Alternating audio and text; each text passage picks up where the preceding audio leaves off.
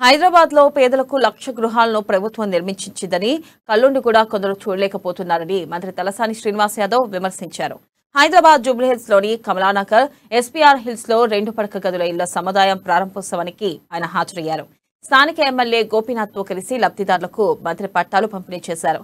గత ప్రభుత్వం ఇందిరమ్మ ఇల్లు ఇచ్చినా నాటి బకాయిలను కేసీఆర్ సర్కారే మాఫీ చేసిందని చెప్పారు. కేసీఆర్ హయాంలో బస్తీల రూపురేఖలు మారిపోయాయని తలసాని తెలిపారు.